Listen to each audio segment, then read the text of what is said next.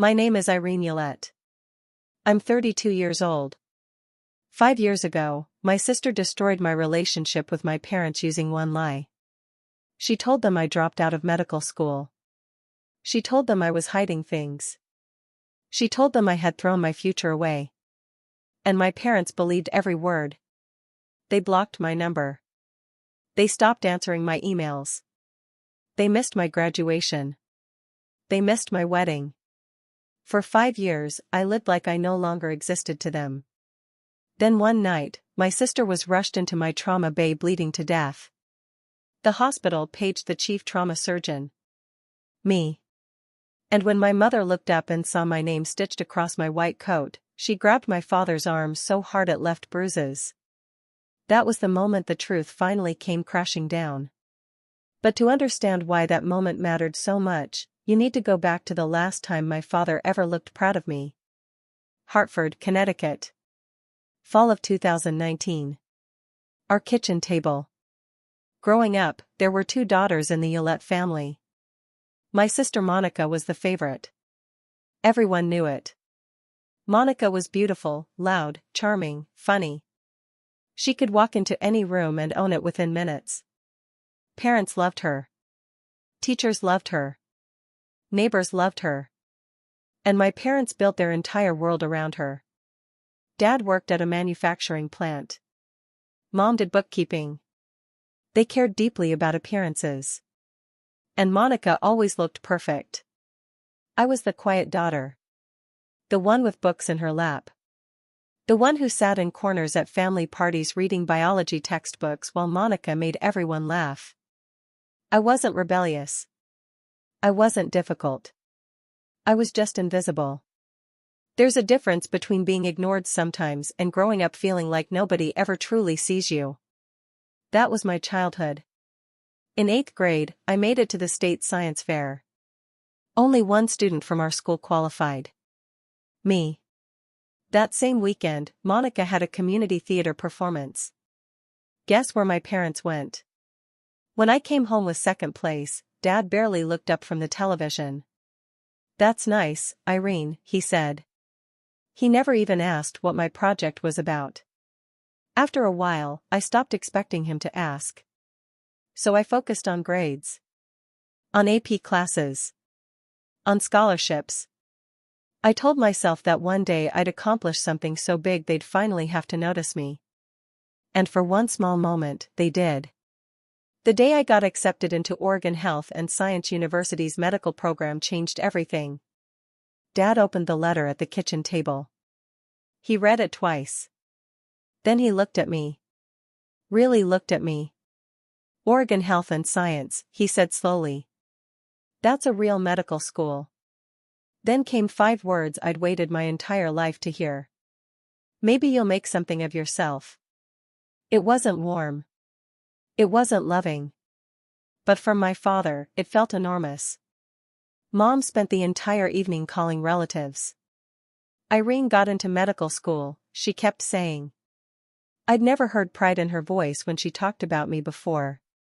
At dinner, I glanced at Monica. She smiled.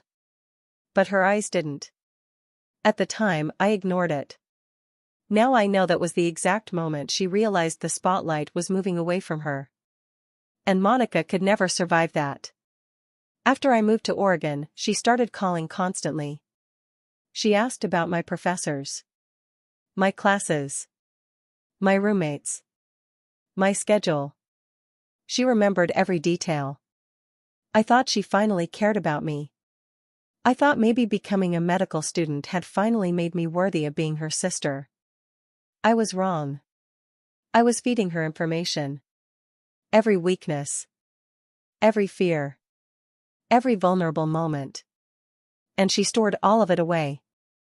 3rd year of medical school was when my life cracked open. My best friend Sarah Mitchell was diagnosed with stage 4 pancreatic cancer. Sarah grew up in foster care. She had nobody. No parents. No siblings.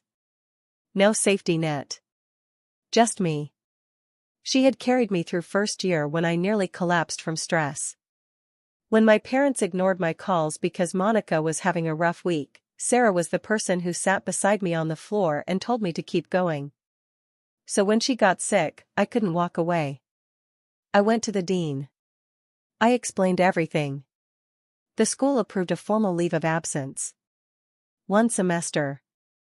Everything documented. Everything legal. I planned to return in January. I moved into Sarah's apartment. I drove her to chemotherapy. I held her hand at 3 in the morning when the pain became unbearable. One night, exhausted and emotional, I made the mistake of calling Monica. I told her everything. Sarah's diagnosis. The leave of absence. The plan to return. Monica sounded supportive. "Oh my God, Irene," she whispered. "I'm so sorry." "Don't worry. I won't tell Mom and Dad. They'll just panic." 3 days later, my entire life exploded. Dad called me at 11 p.m. I was sitting beside Sarah's hospital bed when my phone rang. "Your sister told us everything," he said coldly. My stomach dropped. "What are you talking about?" "The dropping out. The lies. The boyfriend." I stood so fast my chair slammed into the wall. "Dad, that's not true. Monica showed us proof." "What proof?" "She said you'd deny it." My mother got on the phone crying. "How could you hide this from us, Irene?" "I didn't hide anything. I filed a leave of absence. I can send paperwork. I can give you the dean's number." Dad's voice hardened. "Don't call this house again until you're ready to tell the truth." Then he hung up. 4 minutes. That's how long it took my family to erase me. 20 minutes later, Monica texted me. "I'm sorry, Irene. I had to tell them." She even added a broken heart emoji. I stared at that message until my vision blurred. Then Sarah's phone machine beeped, dragging me back into reality. My friend was dying. And somehow my sister had turned me into the villain. I tried to fix it. God, I tried. I called 14 times in 5 days. My father blocked my number. Then my mother blocked me too. I sent emails. I attached my leave paperwork. I included my dean's phone number. No response. I mailed a handwritten letter. 5 days later it came back unopened. I recognized my mother's handwriting on the envelope. I called my Aunt Ruth. She was the only person in my family who ever treated me fairly. Ruth tried talking to Dad. He hung up on her. That was when I finally understood something. This wasn't just about Monica's lie. This was about years of conditioning. My parents always believed Monica first. Always. They didn't investigate because deep down they were already prepared to think the worst of me. Monica simply handed them permission. On the 6th day, I stopped calling. Not because I stopped caring. Because I realized nobody was listening. Sarah died in December. Quietly. Peacefully. I was holding her hand when the monitor flattened. No family surrounded her. No loved ones filled the room. Just me. I arranged her funeral myself. 6 people came. I stood in front of nearly empty pews reading a eulogy while trying not to collapse. That night, alone in her apartment, I found a sticky note tucked into her anatomy textbook. Her handwriting shook across the page. "Finish what you started, Irene. Become the doctor I know you are." I cried harder that night than I had in months. Then I reopened my laptop. And I re-enrolled. I went back to medical school with no family. No emotional support. No safety net. I took extra loans. Worked extra hours. Lived on cafeteria leftovers. And I pushed myself harder than I thought possible. Medical school doesn't pause because your heart is broken. Patients still need care. Exams still happen. Rotations still start at dawn. So I stopped waiting for someone to rescue me. I became relentless. I graduated on time. Nobody from Hartford came. Then I matched into a surgical residency at Mercy Crest Medical Center in Connecticut. A massive trauma hospital. One of the busiest in the state. That's where I met Dr. Margaret Thornton. Maggie. She became my mentor. The closest thing I had to a mother. She was sharp, demanding, terrifying, and fiercely protective of her residents. One night after a brutal surgery, she found me crying quietly in a supply closet. Instead of asking questions, she handed me tissues and said, "You're one of the strongest surgeons I've ever trained. Stop apologizing for surviving." I never forgot that. During my 3rd year of residency, I met Nathan Caldwell. A civil rights attorney. Kind eyes. Dry humor. The safest person I'd ever known. When I finally told him everything about my family, he didn't interrupt. Didn't pity me. Didn't try to fix me. He just listened. Then he said 4 words.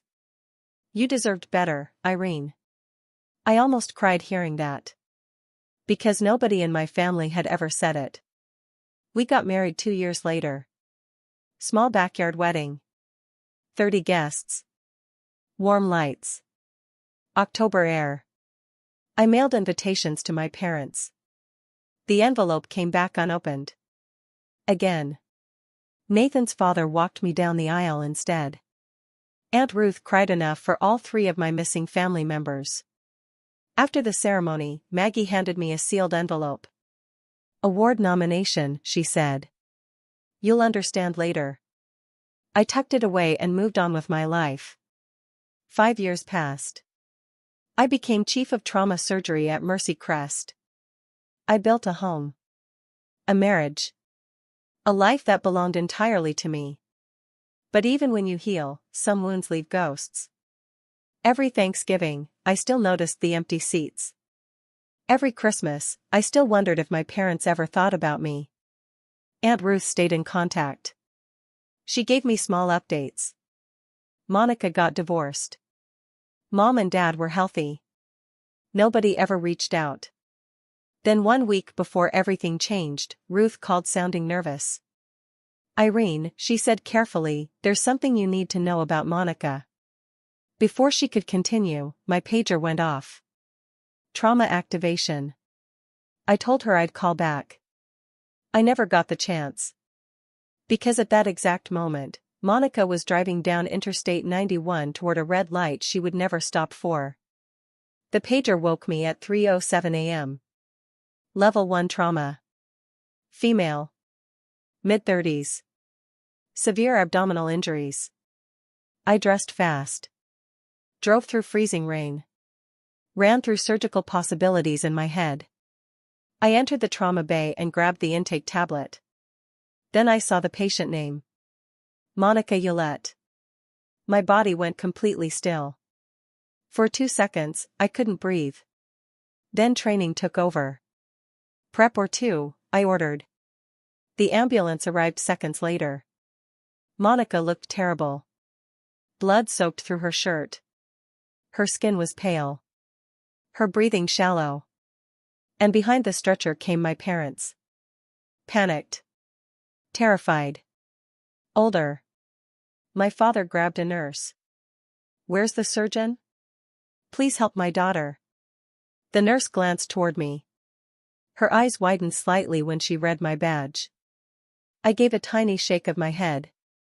Not yet. My parents were guided into the waiting room while I scrubbed in. Alone in the scrub room, I stared at my reflection. 5 years. 5 years of silence. And now the woman who caused all of it was bleeding out on my table.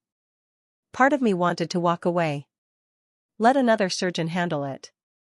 But Monica was dying. And the best trauma surgeon in that hospital was me. So I walked into the operating room. 3 hours and 40 minutes. That's how long I fought to save her. Ruptured spleen. Severe liver damage. Internal bleeding. My hands never shook. Not once. Because inside the OR, she wasn't my sister.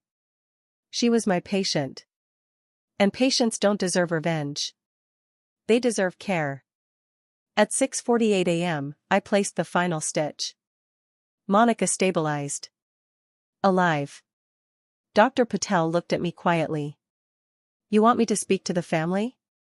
I removed my gloves. No, I said. This one's mine. I walked into the waiting room wearing surgical scrubs and my hospital badge. Dr. Irene Ullette. Chief of Trauma Surgery. Dad stood immediately.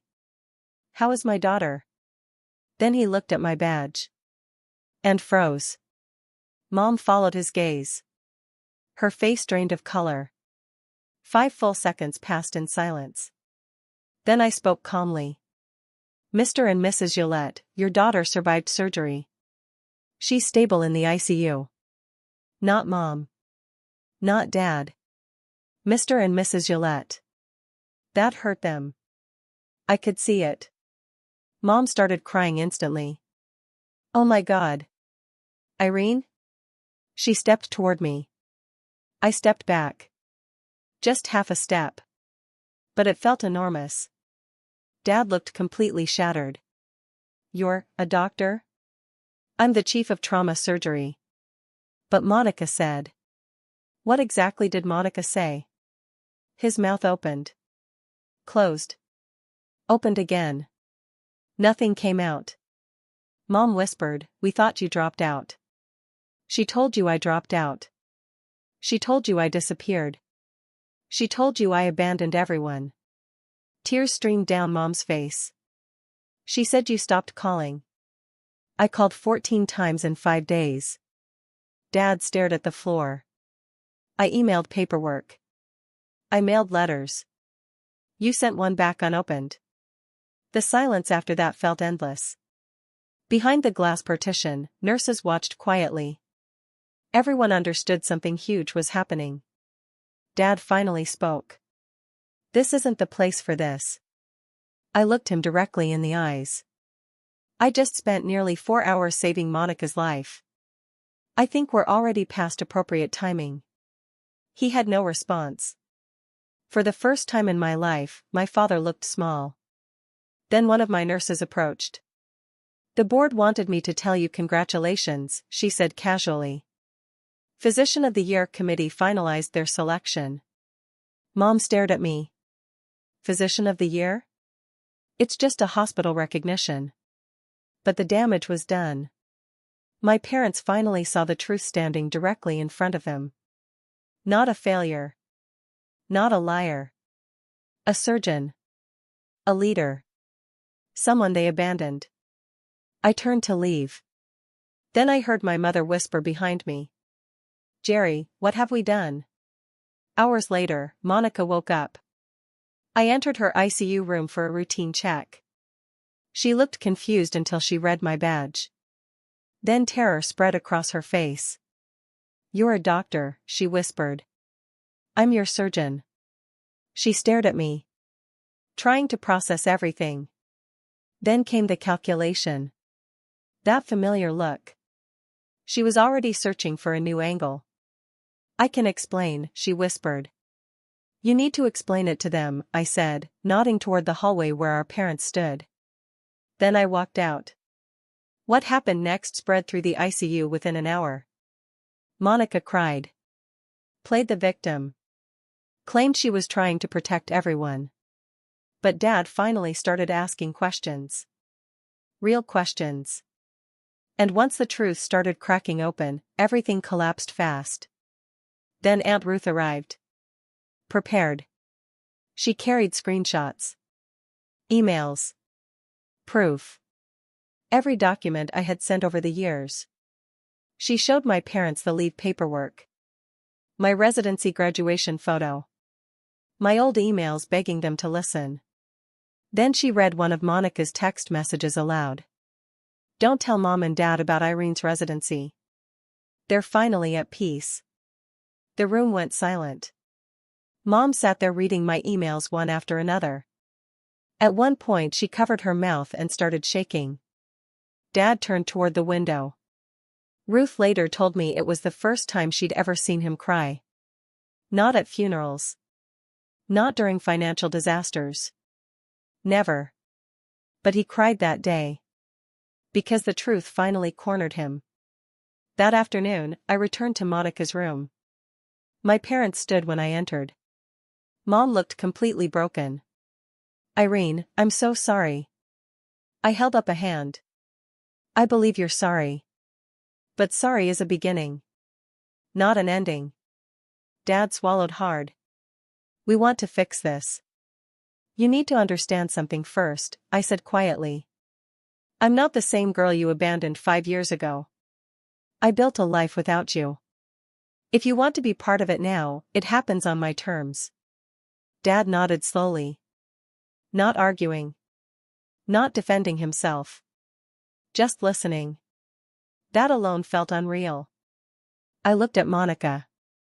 "When you recover, we're going to have a real conversation." 2 weeks later, we met at a coffee shop. Neutral ground. Nathan sat nearby reading legal documents.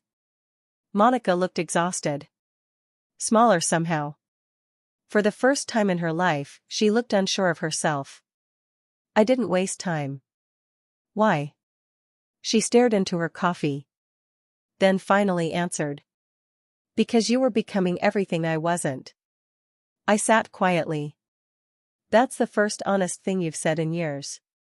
She started crying. Real tears. "I'm sorry." "I know. But sorry doesn't give me back my wedding. It doesn't give me back 5 years. Then she admitted something worse. She had contacted my medical school anonymously trying to get my leave revoked. Trying to destroy my future permanently. I stared at her in disbelief. "Your dean didn't believe me," she whispered. "Because the truth protected me," I said. I laid out my conditions. She would tell every family member the truth. Every lie. Every rumor. Everything. And she would do it in writing. She agreed. Then I met my parents separately. At the same kitchen table where everything once began. I told them if they wanted a relationship with me, they needed therapy. Real therapy. Dad resisted immediately. "We don't do that." "That's exactly why this happened." Mom squeezed his arm. Finally, he agreed. Months passed slowly. Painfully. But honestly. Mom wrote me letters. Real letters. Not excuses. Accountability. She admitted she spent years choosing comfort over fairness. Dad struggled more. Pride had ruled him for decades. But little by little, he started changing. Monica sent the family email. 47 relatives received the truth. Some replied with anger. Some with disappointment. Some never responded at all. The trust Monica built over 35 years disappeared almost overnight. Nobody screamed at her. Nobody disowned her. They simply stopped believing her. And for Monica, that was devastating. Then came the Physician of the Year gala. 200 people filled the ballroom. Doctors. Hospital leaders. Board members. I walked onto the stage while the room applauded. And near the back sat my parents. Together. Watching me. Dad looked emotional. Mom already crying. I stood at the podium and kept my speech simple. 5 years ago, I thought losing my family would destroy me. Instead, it forced me to build a life strong enough to survive without their approval. I looked toward Nathan. Toward Maggie. Toward Aunt Ruth. Then finally toward my parents. Sometimes the people who choose you become your real family. And sometimes the people who lost you find their way back later than they should. Mom covered her mouth. Dad stood during the applause. After the gala, he approached Nathan near the coat check. "I should have walked her down the aisle," Dad said quietly. Nathan nodded. "Yes. You should have." Dad's eyes filled instantly. But Nathan still shook his hand. That mattered. Healing didn't happen overnight. It still hasn't. Some wounds never fully disappear. But they stop bleeding eventually. Now my parents come over on Sunday mornings sometimes. Awkward at first. Careful. Gentle. Like everyone's learning a new language. One snowy morning, they arrived while Nathan and I were making breakfast. Dad stood in my kitchen looking uncertain. Then he asked quietly, "Can I help with anything?" That question nearly broke me. My father had never asked how to help before. Not once in my entire childhood. I handed him plates. "You can set the table." He counted carefully. 1, 2, 3, 4. Then he paused. Looked at me. 4? 4, I said. He nodded slowly and set the last plate down gently. Like something precious. Mom hugged me by the stove. Not dramatically. Not like a movie. Just quietly. Holding on. Outside, snow fell softly. Nathan poured coffee. Hippo waited for crumbs under the table. And for the first time in years, my family sat together in my house. Not perfect. Not healed completely. But real. That matters more. I didn't get revenge on my sister. I didn't need revenge. I became someone strong enough not to need it. And somehow, that hurt her more than revenge ever could. The truth eventually found all of us. Not through screaming. Not through punishment. But through reality. Through the life I built while they weren't watching. My name is Dr. Irene Yolette. I'm 32 years old. And after years of being treated like I didn't belong anywhere, I'm finally learning how to let myself belong again. One plate. One conversation. One Sunday morning at a time. 4 plates. It's a start. If this story moved you, don't forget to like the video and subscribe to the channel for more real-life stories like this. And tell me in the comments, what would you have done in my place?